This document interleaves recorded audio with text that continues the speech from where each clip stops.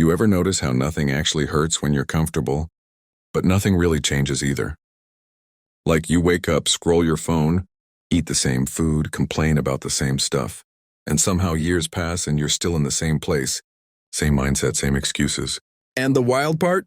Comfort doesn't feel like the enemy. It feels safe. It feels familiar. It feels like home. But comfort is sneaky as hell. Because it doesn't attack you. It doesn't scare you.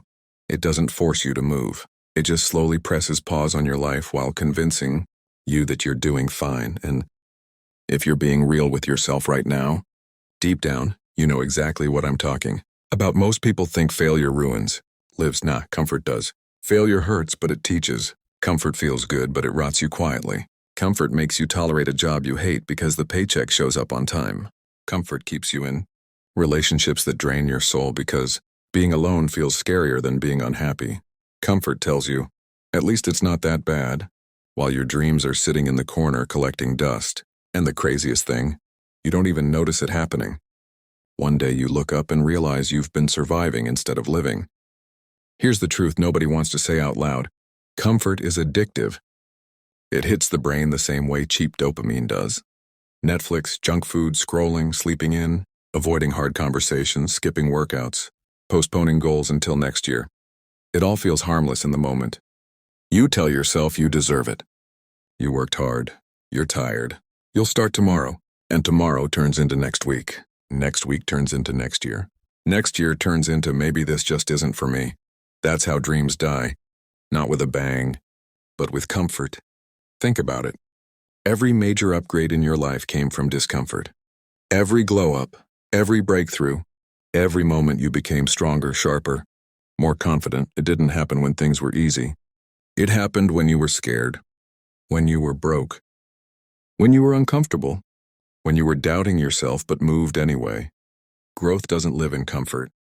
Growth lives where your hands shake, where your heart races, where your ego gets punched in the mouth and you keep going anyway. But comfort is clever. It whispers lies that sound reasonable. It says, you've got time. It says, other people have it worse. It says, you're not ready yet. It says, stay where you are. At least you know what to expect. And you buy into it. Because uncertainty feels dangerous. Humans are wired to avoid pain. Your brain doesn't care about your potential. Your brain cares about survival. That's why comfort feels right, even when it's wrong. Look around. Most people aren't stuck because they can't succeed. They're stuck because they're too comfortable to try, too comfortable to risk embarrassment, too comfortable to fail publicly, too comfortable to start from zero. They'd rather stay miserable in a familiar hell than step into an unfamiliar heaven. That's not weakness, and that's conditioning. Society trains you to chase security, not fulfillment. To play it safe, not play it big. To fit in, not stand out, and let's keep it real. Comfort loves routines that don't challenge you. Same routes, same conversations, same thoughts, same complaints. You wake up tired, but not tired enough to change. You hate your situation, but not enough to walk away. That middle zone is dangerous. Pain wakes people up. Comfort puts them to sleep.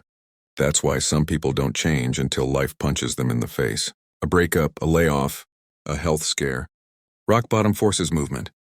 Comfort doesn't. Here's the part that stings. Comfort makes you believe you're productive when you're actually just busy.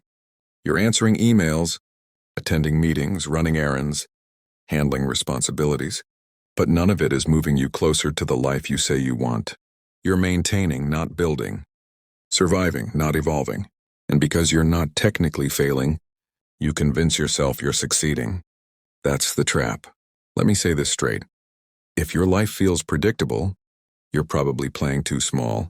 If your days blur together, you're probably avoiding something hard. If you're always about to start, you're probably scared of what happens if you actually commit. Comfort loves almost. Almost started the business. Almost changed habits. Almost chased the dream. Almost is the graveyard of potential. And don't get it twisted. Comfort isn't always physical. Sometimes it's mental. It's staying in the same mindset because growth would require admitting you were wrong. It's holding on to old beliefs because questioning them feels uncomfortable. It's staying angry, bitter, or resentful because healing would mean letting go of an identity you've been wearing for years. Comfort can be emotional too. You know what's scary? Realizing that nobody is coming to save you from comfort. There's no alarm that goes off when you're wasting your potential. No warning label on easy choices. No countdown timer telling you how much time you've got left. You wake up one day older, and the life you thought you'd build is still just an idea. That's when regret hits.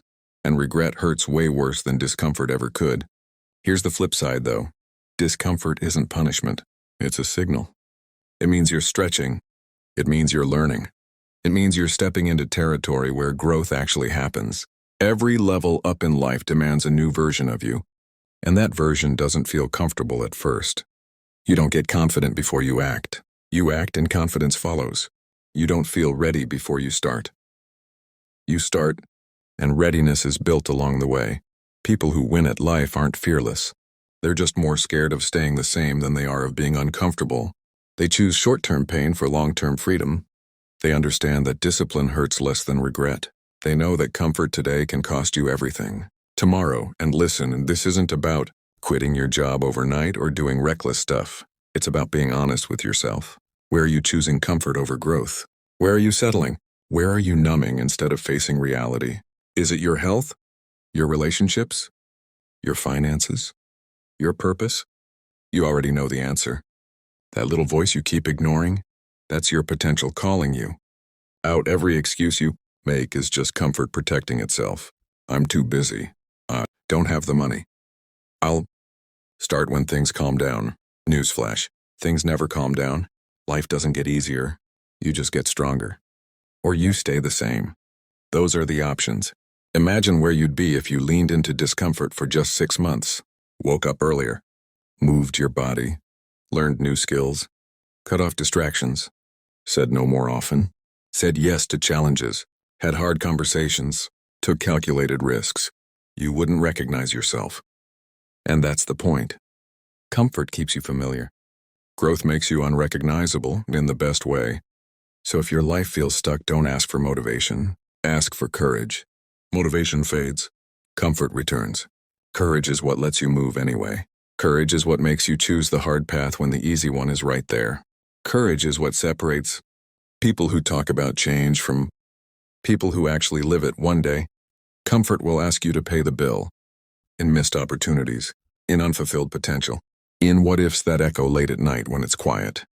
Or you can pay the price of discomfort now. Sweat, fear, uncertainty, growth, and collect the rewards. Later, freedom, confidence, self-respect, a life that actually feels like yours. So, the question isn't whether comfort is holding you back, it is. The real question is how long you're gonna let it. Because the longer you stay comfortable, the harder it gets to leave. But the moment you decide you're done settling, everything changes. Not overnight. Not magically. But permanently. And yeah, it's gonna be uncomfortable. That's how you know you're finally moving forward.